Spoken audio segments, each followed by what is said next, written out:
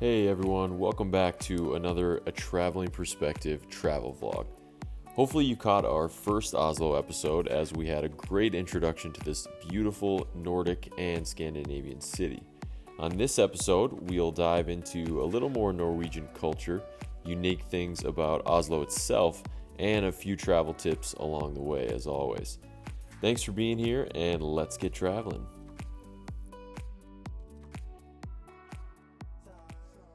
One of the most striking things about Oslo is the lack of car traffic that you'll find in the city. So Oslo has made a decision that they want to limit car traffic into the city. So in addition to doing a very good job with public transportation, there are trams, subways, and buses going by you every minute in this city, everywhere you are. So in addition to all that great public transportation that they provide, they've made it very difficult and very expensive to drive into the city.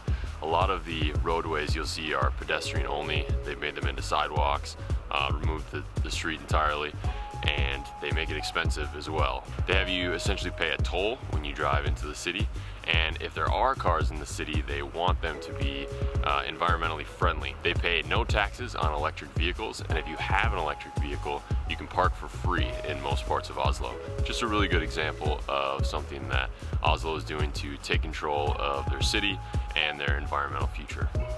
Now that we've learned a little bit about Oslo's urban planning, our first stop is the iconic Viking Ship Museum. This museum is filled with a stunning collection of not just ships from the Viking Age, but also sledges, beds, wood carvings, and grave items as well. The museum's layout is brilliant as it has multiple raised platforms from which to view the ships on high, an informative short film projected on the wall, and a number of maps to make Viking movement during this period incredibly clear and easy to understand. Norway is perhaps best known for its Vikings.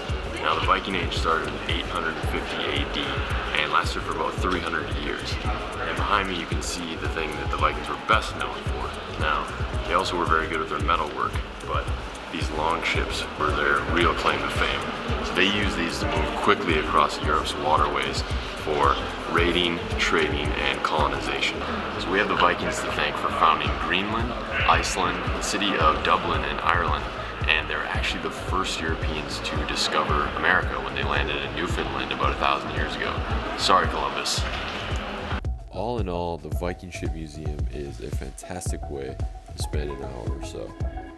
Now, let's make our way to the Norwegian Museum of Cultural History. So I'm just walking around the Norwegian Folk Museum. It's a really cool spot. So it's this massive open air museum, and it shows you what life was like as far back as the 1200s for farmers and folks like that living in Norway at the time. So they have schoolhouses, they have sort of mock farms and churches and all these things that you can go inside and explore. And doing it in the wintertime is especially cool, as you can see. So definitely come to the Norwegian Folk Museum if you come to Oslo. And being from Minnesota, it's really funny because this just feels like the type of place that I went to when I was in like elementary school to teach us about life, in the 1800s in Minnesota when it was first being settled. So this is very, very familiar territory for me. So the Stave Church behind me has to be the star of the show of this entire complex. It was actually built in the 1200s originally, and then it was moved here and re-erected for the most part with the original pieces by the King of Norway, Sweden in 1883. And as you can see, most of these buildings are made almost entirely of wood, so obviously they're very susceptible to being lost to fires, things like that. But this entire complex is made up of these buildings, and like I said, most of them are made and rebuilt with the original pieces, so it really is a sight to behold. If you come to the Norwegian Folk Museum, make sure you plan at least 2 hours, as this is one of the largest open-air museums in the world. That, coupled with the fact that many of the things here are fully interactive, make for an enjoyable, if lengthy, experience.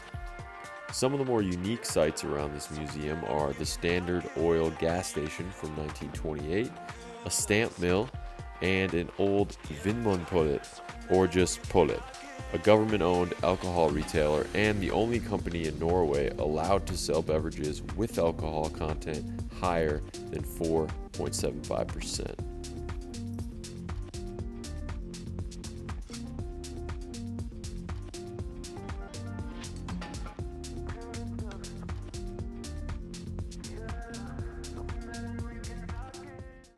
A short bus ride down the road brings us to the Fram Museum. Opened in 1936, this museum celebrates Norwegian polar exploration by giving visitors the opportunity to go inside the original exploration vessel, the Fram, which sailed from 1893 to 1912, and view its intact interior. Visitors also get a glimpse into what type of animal life exists in the polar regions of the North Pole's Arctic and the South Pole's Antarctic. The Fram Museum and ship itself is one of the largest and most hands-on exhibits I've ever seen and is great for all ages.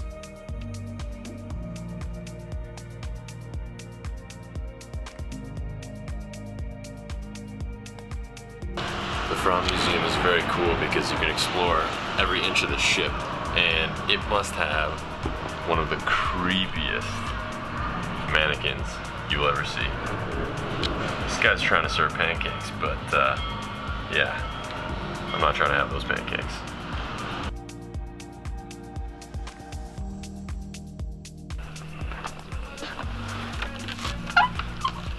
Welcome to MTV Cribs.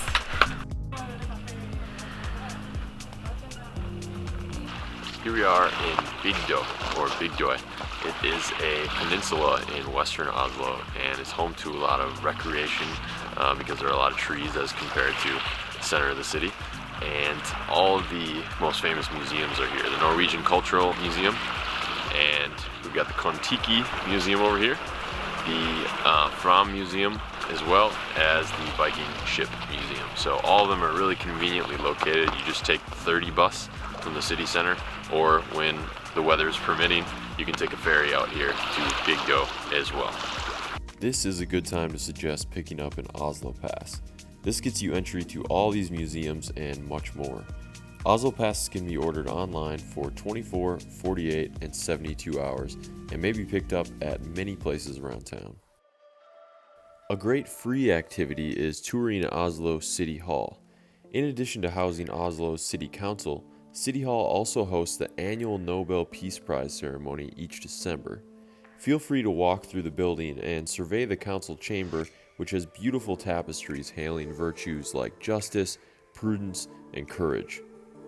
The rest of the building, the main hall in particular, is colorfully decorated with massive mosaics and paintings depicting Norwegian history and celebrating various monarchs, the labor movement, as well as other commercial activity in the city of Oslo.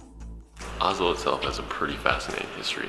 The city was founded in 1048 as Viking dominance started to wane, and it became the capital in the 1300s. But shortly after that, Norway entered a union with Denmark, became the Dano-Norwegian Union, and much of the power was centralized in Copenhagen with their neighbors to the south.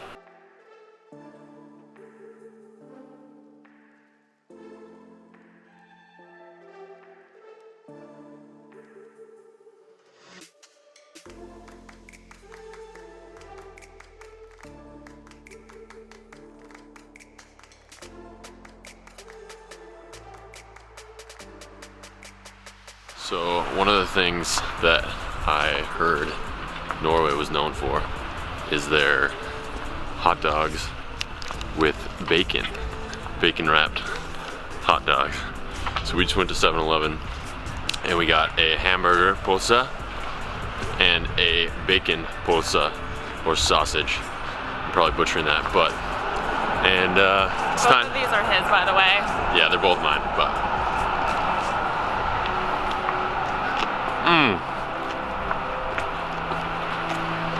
Norwegian bacon wrapped hot dogs. Try the hamburger. Okay.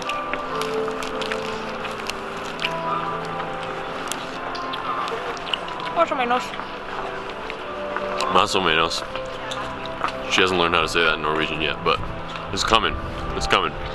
Yeah. Norwegian hot dogs. 7-Eleven. try it out.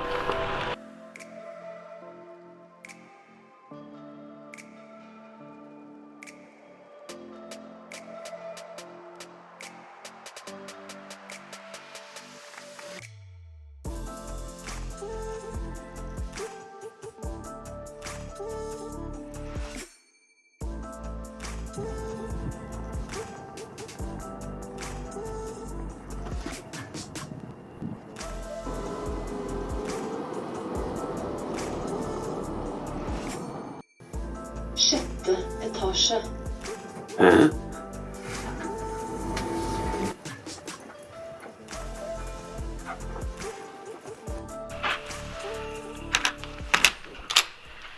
So one of the coolest things about the Oslo Opera House is that you can climb on top of it.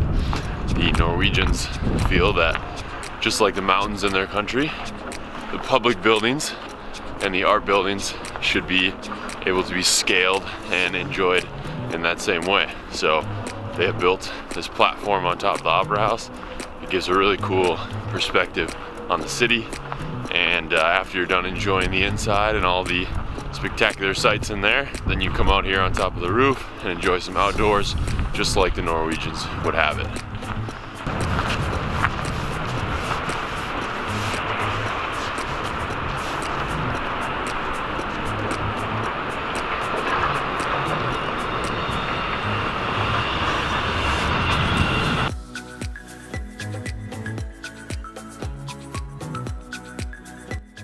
After enjoying the views on top and outside of the Opera House, step inside to view a continuation of this sleek, ultra-modern architecture.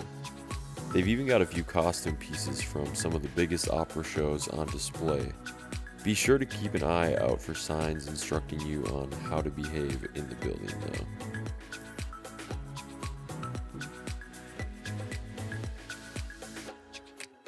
Alright, so I hope you've enjoyed our long weekend in Oslo. Have you seen? Had it. Okay, well. Alright, well, I hope you enjoyed this video from Oslo. We'll see you next time from Puerto Rico. But for now, had it from Oslo. Another wonderful thing about Oslo is that, besides you,